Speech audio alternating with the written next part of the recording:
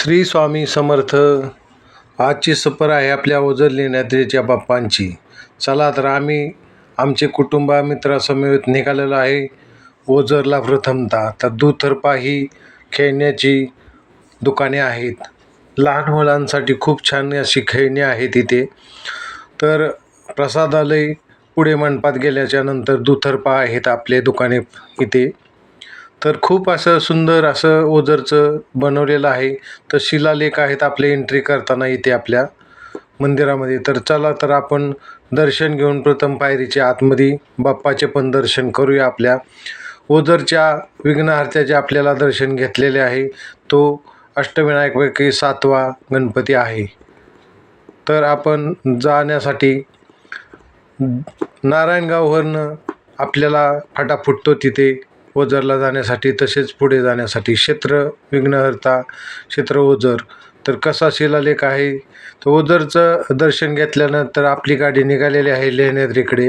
तर खूप असा सुंदर डोंगर लांबून आपण शूटिंगमध्ये घेतलेला आहे. तर व्हिडिओद्वारे आपण पाहू शकता माझ्या. खूप असा नजारा आपणास पुढे गेल्यावर पाहायला मिळणार. इथे पण प्रसादाची दुकाने, खेळण्याची दुकानं दुतर्फा. लहान मुले असल्यावर इथे खूप छान असे खरेदी करता येते. वरती जाताना ही बजरंगबली आपल्यासाठी स्वागतासाठी इथे उभेच राहिलेले आहेत बघा. तर उन्हाळ्याचे दिवस होते आम्ही गेलो त्यावेळेस. तर या माकडांना, प्राण्यांना थोडे खाऊ आपण जाताना घेऊन जावे, पाणी द्यावे अशी विनंती. कारण उन्हामुळे त्यांना फक्त हातातल्या बाटल्या, पिशव्या हिसकून घेतात खाण्यासाठी काय नसल्यामुळे. तर सांगणं एक आहे की पर्स वगैरे आमच्या मंडळीने सुद्धा पर्स अशी लपून चालवली आहे. लेडीज लोकांनी पर्स गाडीमध्येच ठेवावी ही विनंती. कारण ही माकडे खूप त्रास देतात. पुढे गेल्यावर खिशामध्ये हातसुद्धा घालतात खाऊसाठी. कृपया आपल्या जाताना 2 बाटल्या एक्स्ट्रा न्या पाणी देण्यासाठी त्यांना. हे छोटं लहान बाळ पण सरासरावरती चालत होतं. चला तर आमचे समर्थराजेसुद्धा आपल्या व्हिडिओमध्ये आल्यामुळे खुश आहेत. तर ते सुद्धा समर्थ आमचा पटपट असा वर चालला होता. तर जाताना अशी माकडे आपल्याला दुतर्फा बघायला मिळते आहे. पण त्याच्या संरक्षणासाठी आपण एक छमाटी काठी घेऊ शकतो. मारायचं नाही, फक्त उघडायचे म्हणजे लांब जात्यात. असं काही हिसकावून घेत नाही आपल्यापासनं. खूप अशी डेंजर माकडं झालेले आहेत. काठीला सुद्धा ते घाबरत नाहीत. कृपया लेडीज लोकांनी या पर्स वगैरे आपल्या ह्याच्यात ठेवावी गाडीमध्ये. वरती एंट्री करू नये. आपण छानसा प्रवास असा करताना आपल्या सर्वांनी व्हिडिओला माझ्या व्हिडिओला शेअर करा. कसा आवडला कमेंट नक्की करा. गणपती बाप्पा मोरया, श्री स्वामी समर्थ. तर हो का, एक जण मित्र असाच त्या ह्याला पाणी दिलेलं आहे माकडाला. तर पाणी न्या उन्हाळ्यामध्ये. कारण आता पाऊस खूप लांबणी गेल्यामुळे आपल्याला तिथे पाणी पाहायला मिळत नाही. त्यामुळे हे माकडे, वन्य प्राणी खूप त्रास देतात. खाण्यापिण्याचं सोय नसल्यामुळे खूप प्रमाणात माकडे आहेत. उच्छाद मांडलेला आहे. पण तरी पण थोडासा खाऊ त्यांच्यासाठी न्यावं. वरून नजारा आपल्याला जुन्नर तालुक्याचा दाखवत आहे. तर आमचा समर्थ राज्यसुद्धा उभा राहून माकडांना पाहण्याचा आनंद घेत आहे. तर हा निसर्ग कसा वाटतो तर आपण अवश्य कमेंटमध्ये सांगावे. हळूच माकड शूटिंग केलं तर कसं लपून बघत होतं. मी पुढं गेलो का नाही गेलो असं लपून छपून माझ्याकडे बघत होतं. का तर माझ्या हातामध्ये काठी होती. काठीला जरा घाबरतात हे प्राणी. का तर हातातले बॅगा, मुलांच्या हातातला खाऊ हिसकून घेतात. मुले पडतात दगडावरती. म्हणून एक छमाटी घ्या, मारू नका त्यांना. फक्त पाण्याची सोय द्या. गेल्यावरती थोडा खाऊ घ्या त्यांना एक्स्ट्रा.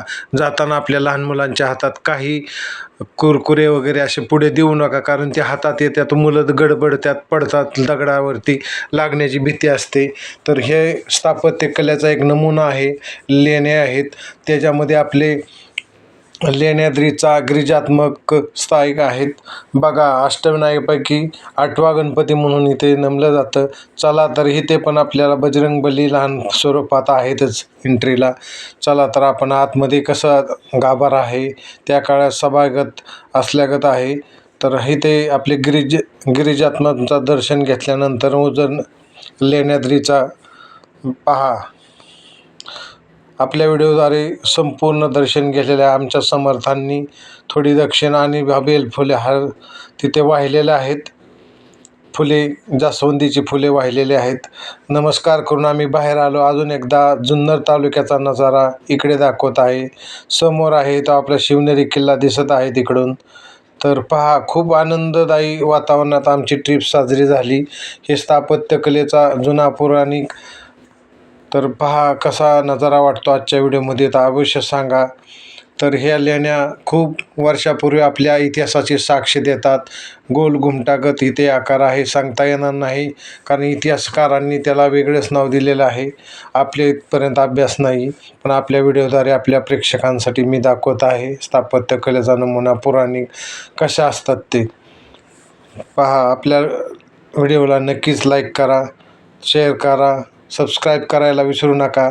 खूप छानसा असा आपला आजचा ट्रिप झालेला आहे. धन्यवाद. जय श्रीराम, जय श्रीराम.